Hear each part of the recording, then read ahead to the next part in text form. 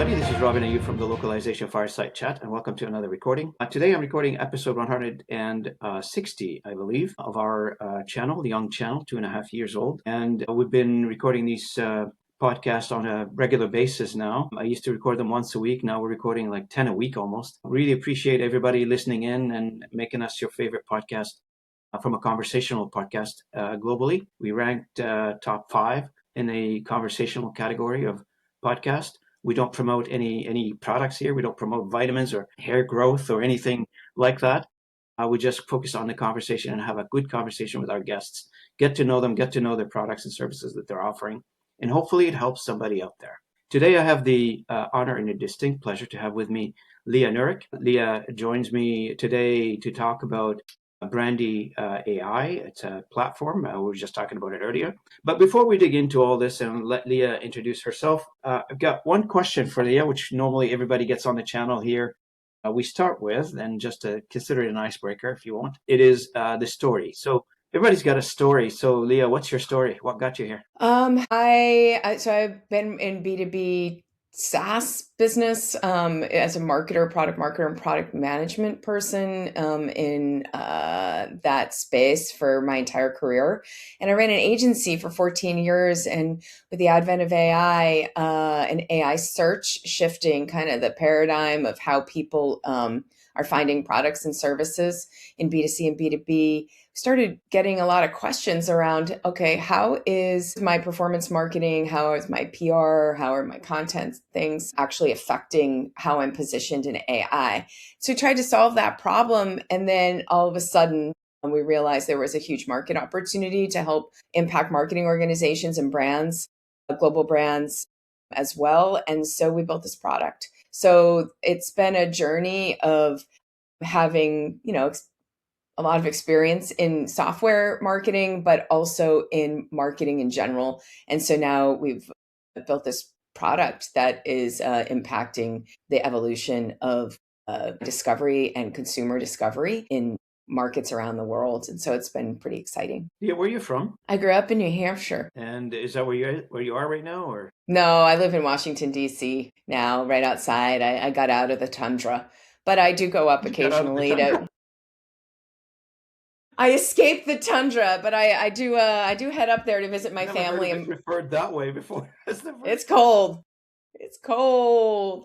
It's cold, and actually, we're getting a huge snowstorm here in DC, supposedly, and everybody's freaking out, and they're like, "Oh my God, there's going to be 12 inches of snow."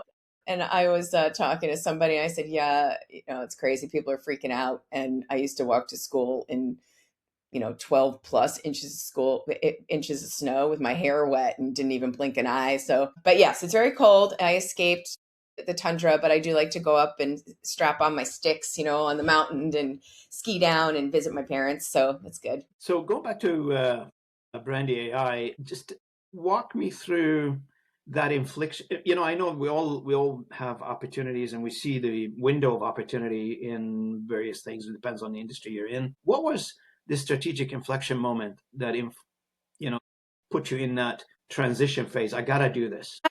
That's a great question. I think what it was that there was an opportunity that I saw when I was talking to all these brands to participate in a historical moment of the next evolution of technology. So my career, I've seen, the advent. I was young, got out of college, and my first job, I worked for a PR tech PR firm during like the .com bubble. And so I've seen the web, and then I worked in mobility when mobile was just a thing. I worked for Motorola and a variety of mobile software companies when we were still trying to figure out how it was going to impact the human experience and the business experience.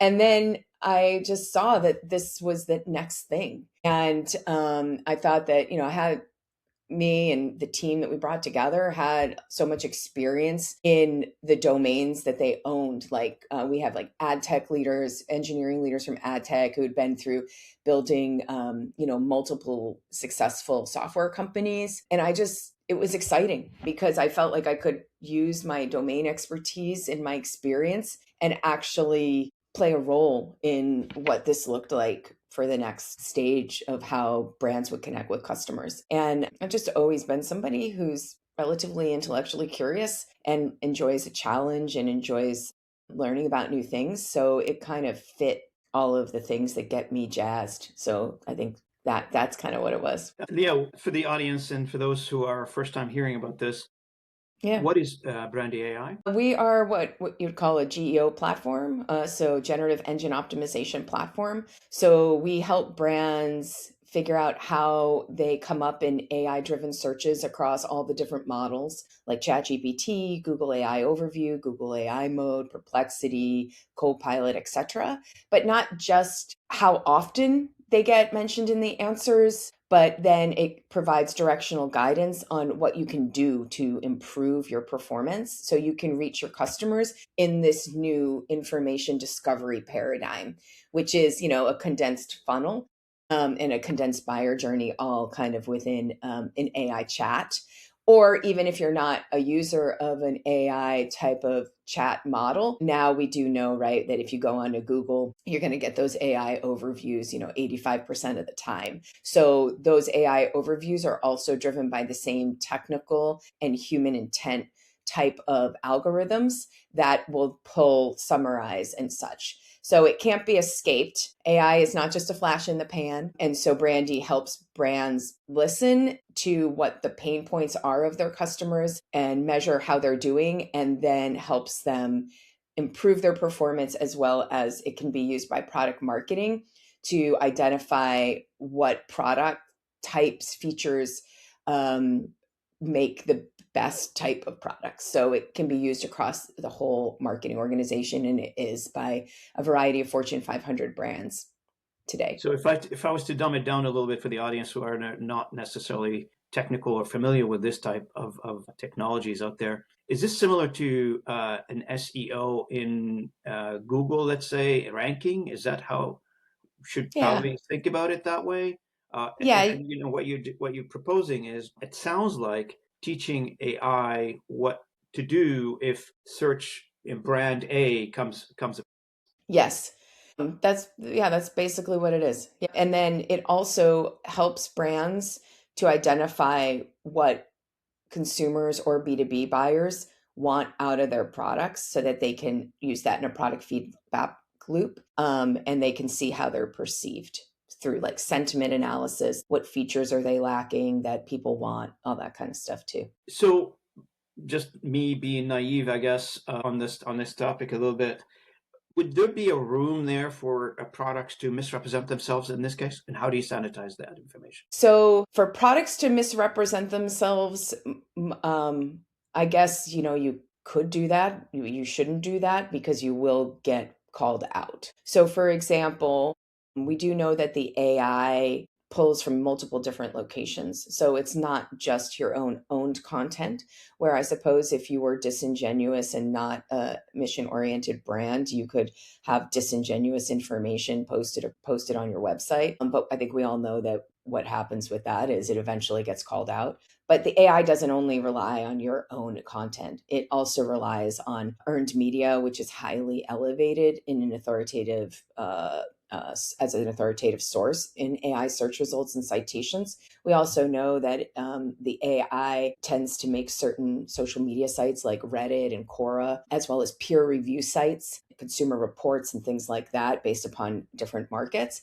as well as NPOs and nonprofits. So, if you're in an Advil instance, you're probably going to see a lot of stuff pulling from like .orgs around arthritis, or from Mayo Clinic, or from NIH, and that kind of thing too. So just like back in the day when there were a whole bunch of naughty bad practices around SEO, the Google and the models in general will be able to determine disingenuous use of anybody who's trying to trick the algorithm into doing it. And we've all heard horror stories about how Google will change an algorithm and then like websites will just drop off until they, rectify what it is they're doing. I think that there is kind of built-in validation in the way that the AI reads and summarizes information, and how it utilizes credible sources in order to determine and confirm the information that it's getting from your own website. The one thing that is just, it's sort of like when you were talking about this, it just comes to mind is I've been doing this, talking to various people for many years now. Yeah. as you have, and there's something out there called, there are people selling, let's say, 5-star reviews on, I'll get you 5-star reviews for your small business on Google. Are we going to get into a point where that could be the case for AI in this case? Can that be replicated in AI? I'm just trying to be the devil's advocate in this case, I guess. Yeah, no, I mean, so so review sites, for example, if you're, there's always going to be somebody trying to swindle the conversation, right? But I think that part of it is that right now people tend to trust the answers that they get out of AI.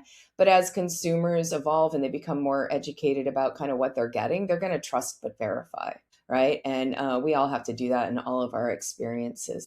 And then maybe it'll be verify and then trust, right? Like I think that with a lot of Google search results, people got to a point where they're like, okay, well, why is this coffee shop coming up first? And it's like a sponsored post, it's a sponsored, it's like an ad, but and so, but you're not seeing the one that's around the corner from you that is there. And so people tended to distrust and know that what the information they were getting was not necessarily indicative of reality or their own desires. So we all have to, you have to go through your life and with a certain degree of not cynicism but doubt, right? You don't take everything at face value. AI search results are the same, right?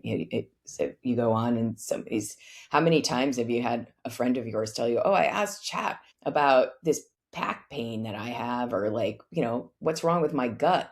And you're like, okay, chat GPT told you that, but you should verify it, click around and do your own research. That's right. Now, from a geo versus SEO perspective, Yeah. can you speak to the point where legacy frameworks for SEO aren't sufficient anymore? And I think that's what the reason Brandy AI exists, is because SEO it's not sufficient anymore. You need something to deal with the new tech that they're out there or they're upcoming. Mm-hmm.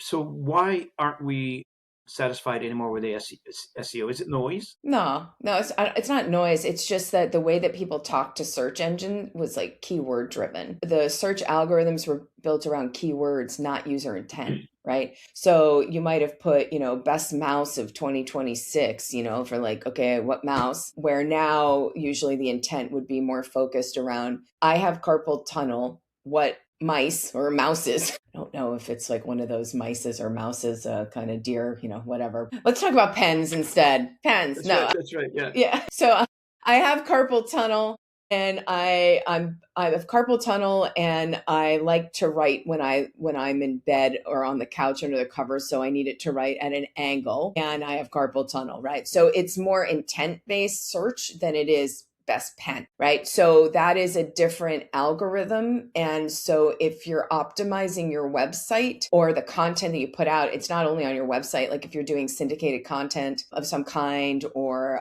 you're looking to position yourself effectively around certain brand pillars, like, okay, I believe the perfect pen is a pen that is made out of sustainable materials. It writes upside down, is good for, it doesn't hurt your wrist or doesn't give you calluses on your fingers, right?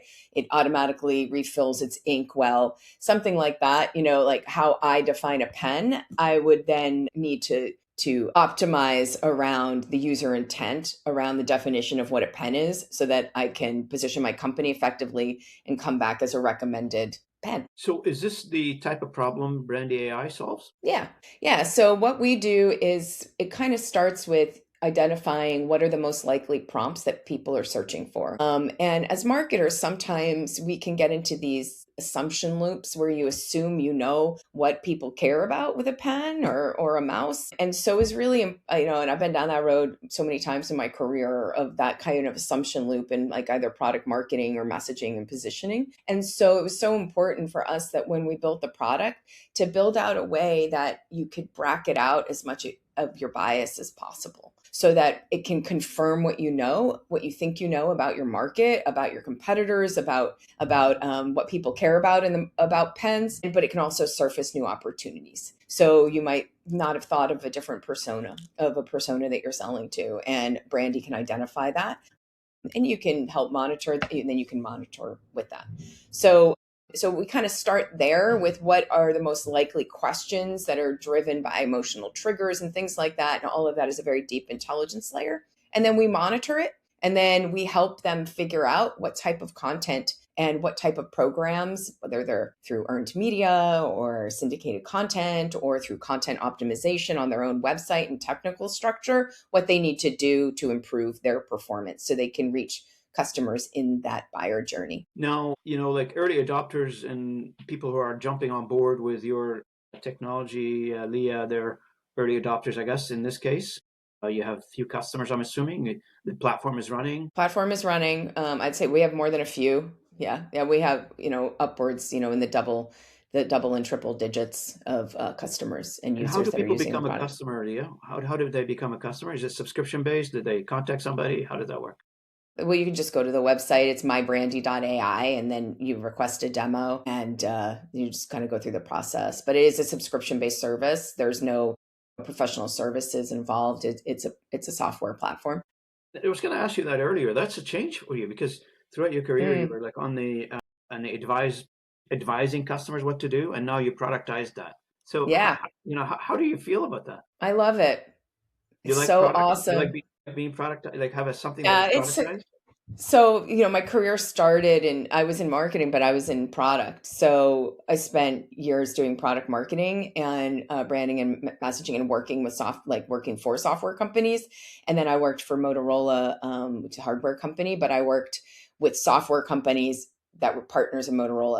I've always been a product person, I guess. I love product. So, and I love seeing the impact of building product in mass scale and volume and adoption, and what does that customer experience look like, and then hearing all the feedback and collaboration from our customers, and how in an early space like this, I mean, it's an early disruptive market, and so collaborating with these big companies and mid-sized companies to hear how are they using the product, what would be more beneficial for them, how is it changing their workflow in this new era. It's so awesome. I love it. It's By like the way, so we're both excited for working. the first time in a long. I mean, I loved what I did at the agency, but I'm just like kind of excited, regenerated in this Of new thing I'm course, doing. you're like the phoenix, re-rise again. I wasn't down that far. Yeah, but yeah.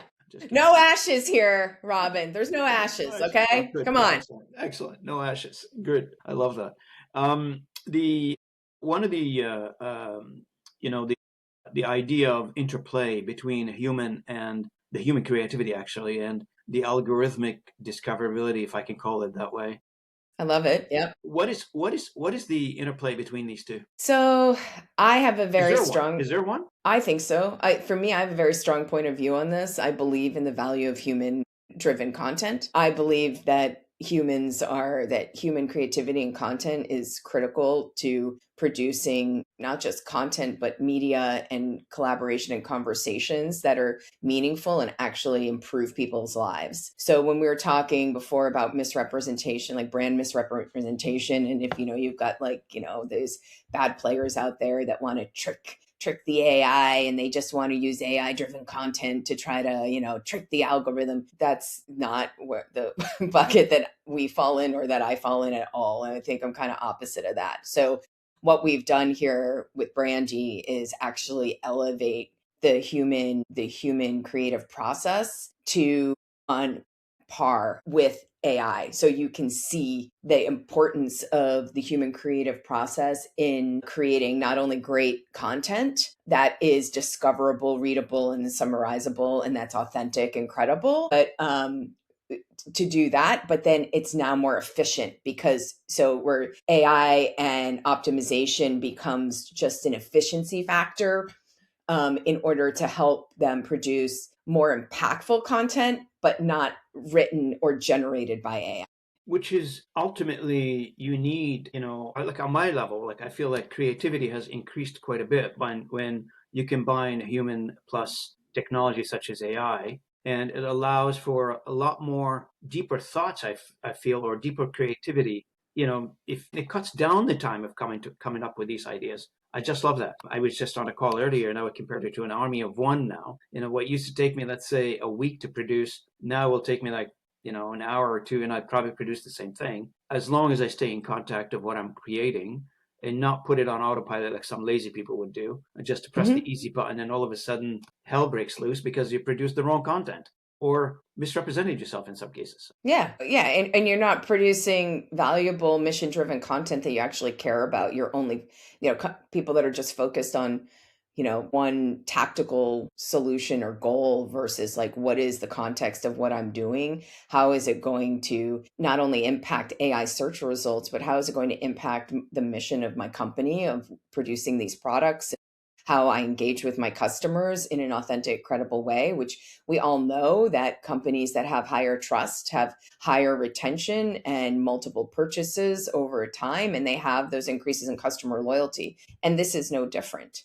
So, and the only way to do that really is to utilize the creativity of the people you have and then make them more efficient and optimized with the use of technology. So I think you and I are, you know, on the same wavelength on that one. Absolutely.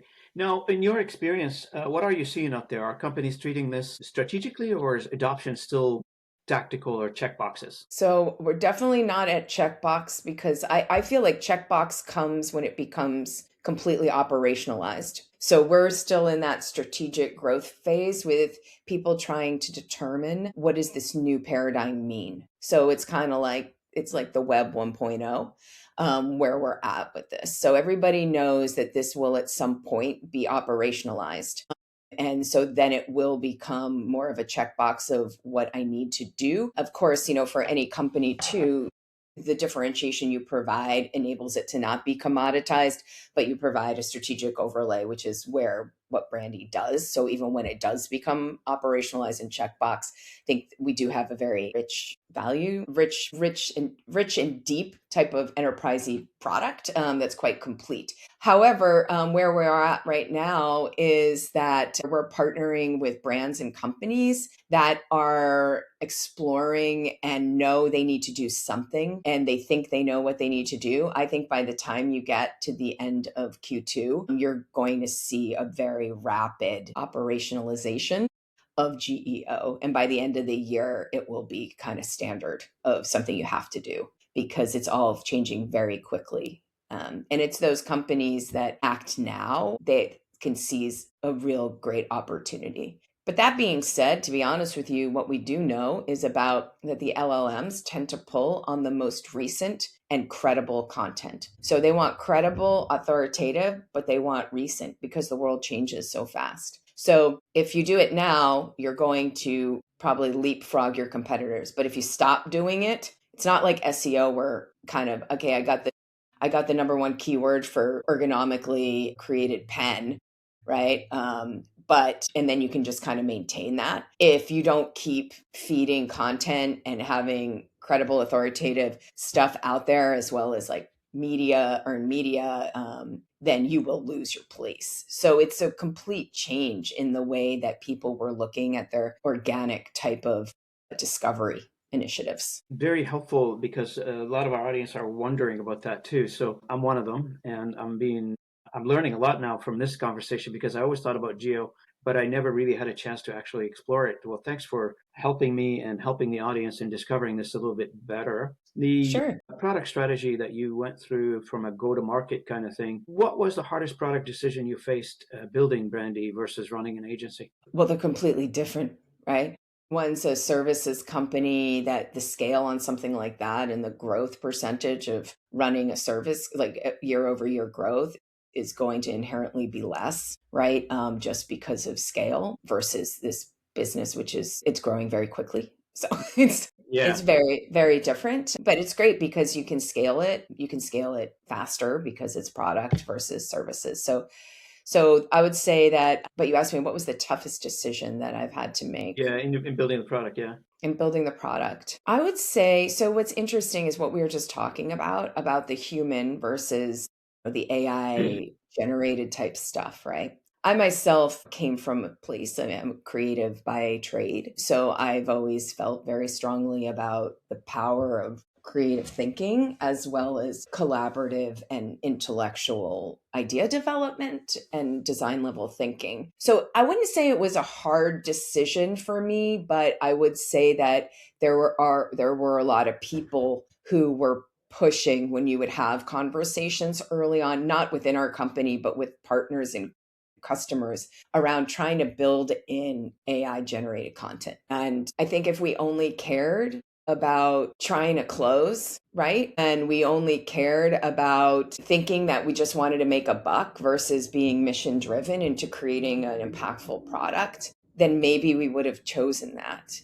But I wouldn't say it was a hard decision, but I will say that maybe the pressure of a decision on that, to know in your heart with your team that the approach you're taking that protects the creative and elevates the thinking of human, not just protects, because it's not just about protecting, but it's an appreciation of the value of human thought that went into the product.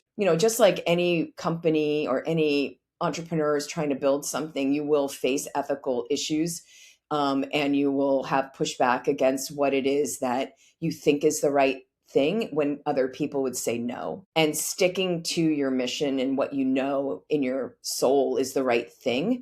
Some people struggle with that. I think I've been down that road because I ran a business for 14 years. So I guess I would say that. I don't know if that answers Yeah, your that answered question. the question. No, thank you, Leah. I really appreciate it. Now, who's your ideal buyer? Who's the core buyer? Is it CMO, revenue ops? Who buys your Yeah. product? Yeah, so it's usually within the marketing organization, but it's either within the marketing organization or the agency that services that marketing organization. And oftentimes they collaborate together. So the agency will be in the product as well as the marketer. And within the marketing organization, it would be, the CMO is usually involved in the conversation. But in addition to the CMO, the people who oversee content, Mm-hmm. digital and performance marketing, as well as public relations. And core is also product marketing. So we have a lot of product marketing power users in our product, because you can imagine that all the context of, like, you're going across all these different models and you have all these answers about how you're positioned within certain questions and categories, and how are you positioned against your competitors. It's a wealth of information for context, for research and product development. And how do you measure success for early customers? Increases in visibility and citations, as well as, so basically, how often are they mentioned? And then is that actually translating to revenue through either referral traffic or increases in direct traffic, and how that relates to revenue impact? How big is Brandy AI? How big is it? Oh, we're, No, I mean employee wise. How oh, many we're employees? growing. We're growing really fast. So today, I mean, it's changing. We're bringing people on every day. So right now, we're around the 25, 27 person spot, with intent to hire additional folks very shortly. And so, what is your strategy to build talents in a market where AI skills and brand strategy expertise are pretty much rare? Are you finding people, or you build them, you Yeah. train them? How does that work? So basically, we have a combination of great engineers. Obviously, we're a software company. So the engineering side, our CTO and his team is pretty well schooled in AI code development and how the models work. But in addition to that, it is really about finding just smart people who are incredibly curious to learn. And so in order to do that, we do a variety of testing and things like that to see about how smart folks are, and see what they're passionate about, and if they have, shared values with what we're doing. In addition, though, beyond engineering, we have domain experts on staff. So you can imagine in this early market, things are changing so incredibly quickly. Because I'm assuming you're So serving various domains, right, Leah? yeah, like marketing, content, SEO, so people like that who are contributing to the product. And models change, right? So you have to have an infrastructure where you can test how is this changing the data before you switch them over to, like, the next rev of the model. So there's a lot of testing. We also have data people, lots of data analytics, and people that are looking at the data, that is helping us to improve the product, like what is working, what is not working, how do we codify that in the product. And then, of course, we do have a variety of marketing and sales folks. And we utilize some third parties as well, who we feel are part of our team, who are helping us scale outside too.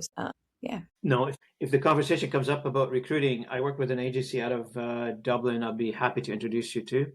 Oh, I would love that. That would They're be great. global. They have a lot of skills and talents to recruit, find, and sustain people. Very unique model. I'll have a conversation with you outside of that, outside That of the sounds recording. great. Thank you. Yeah. And Yeah.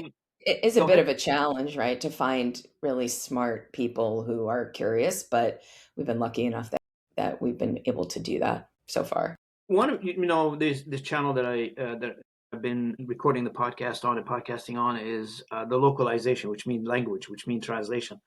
Mhm. I'm assuming your customers not just doing business with you for content that is only in English. How do you deal with that? Yeah, so it's a great question. So we support today 18 different languages, and we have agencies all over the world. So one of our core go-to-markets is through our agency partner program. And so those folks have worked with us to ensure that the language that we can support, all over the world. So it's pretty exciting. So, we support like Czech, Mandarin, Japanese, I mean, all different types of languages. And so they've been great partners with that.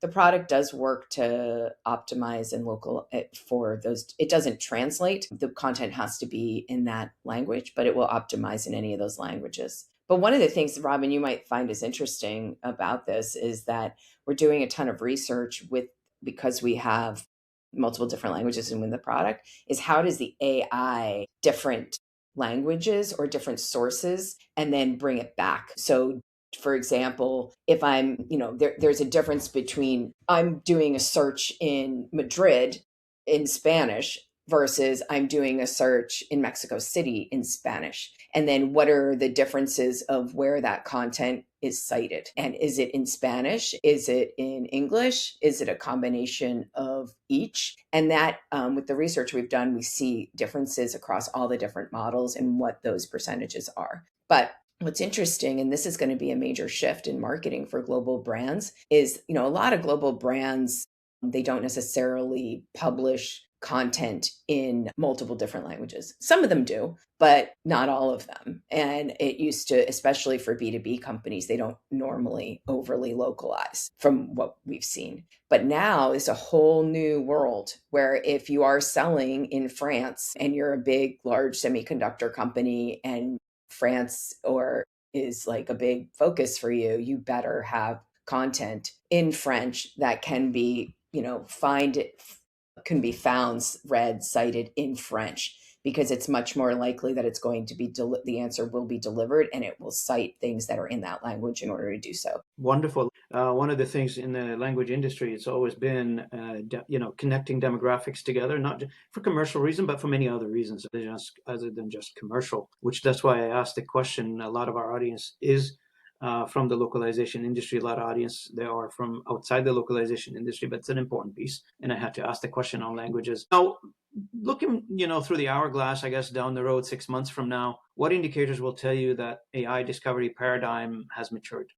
Well, that's a great question. I think it'll probably be user adoption numbers. It'll be when Google pushes everybody into AI mode or the majority of their users. It'll also be how do ads play within the paradigm of delivering search results.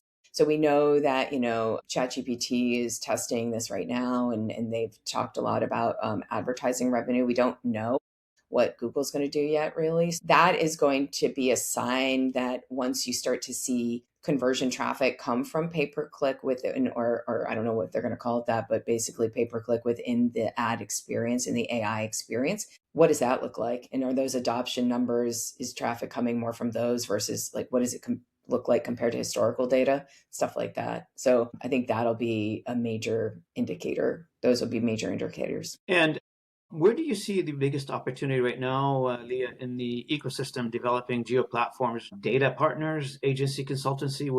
You must have like some sort of an ecosystem around that. Yeah. So I see agency partners right now for us because just like in any early market, when it comes to marketing, there's agencies do it. They're doing all the innovative things every day, like the good ones are, right? So they're living and breathing it. Like when I ran an agency, and we had a big PR side, I would always say to clients, like, if you need to outsource something, don't outsource PR because they do it every day, right? Like they're in it every day, seeing, they're addicted to the media. They're looking at who shifted here, who shifted there. They're kind of got their pulse on it. So, that's just one example, but like back in the day when SEO was brand new on the scene, like agencies were popping up everywhere and they were, making a ton of money because they were the trusted advisor and like that overlay, right? To provide that guidance and consulting to what they could possibly do, what these brands could do to figure out that new market. So I think agencies are going to be super important. And the ones that are truly passionate about it and get it or are intellectually curious about it, those will be ones who will, help with the growth and adoption of the GEO platforms. But you also talked about data, and I think the integration specifically of like consumer data with large CPG type companies is going to be really interesting to how you slice and dice and provide that overlay, as well as how can you report on specific personas. So this persona, the person who wants to buy that ergonomic pen, that persona overlay by using consumer data and additional research, I think will help to eventually lead to closing the attribution loop, as well as like the historical context of how it's changed over time. And how does that, can you look at that as how it used to be with your SEO over the past, couple of years? Terrific. Now, did I miss anything that you wish I would have asked for, but I didn't ask? Did I miss any question? Do you think No, there's another area that we should know that we probably did not explore? no, Robin, you're pretty complete. I appreciate it. I guess it's just, I guess one thing to explore is, there is some hesitation and fear around AI. I don't know how you feel about that Yeah, or that's how right. your audience feels about it. And we could talk about that. Yeah, we just talked about it actually on another call. Everyday conversation is hesitation. It's Yeah. so obvious now to my podcast listeners. I talk about it on every podcast. Okay. It's very real, the hesitation, and I was just talking about it earlier on another call where I compared it to, the first adoption was, when somebody walked into somebody says, "Hey, I'm going to hand you a plastic card. You're going to put it into a box, and that box is going to give you money." And people freaked out over that. I mean, what do you mean? Yeah. Am I going to get money out of an ATM? Now we call it an ATM machine. Back then, there was, I don't know if they called it ATM machine or something else. I have no idea. But that adoption, it took long. And now I'm noticing we advance as a humanity, as society, the adoption Hmm. is getting accelerated, but the hesitation is still there. And the earlier conversation I had, we concluded that the hesitation is stemming from a couple of things. One, job security. People are afraid if I use AI, I'm going to lose my job. And the second thing is trust. Huge amount of trust gap. Maybe the technology is still at its infancy right now. Maybe technology hasn't matured, which I think it isn't yet.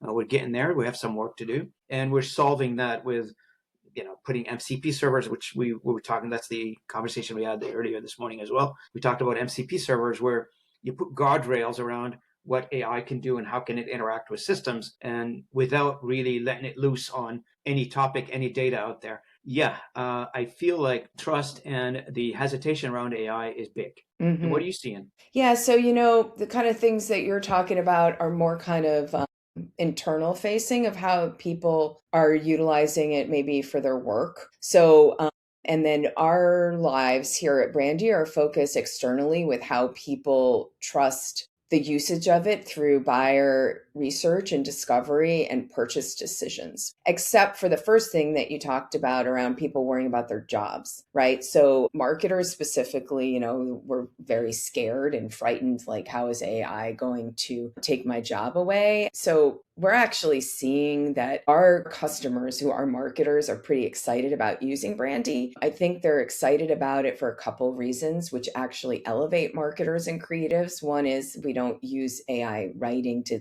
get rid of people. But that's not just because we care about people not losing their jobs. It's also because, just fundamentally as a business decision, it's better.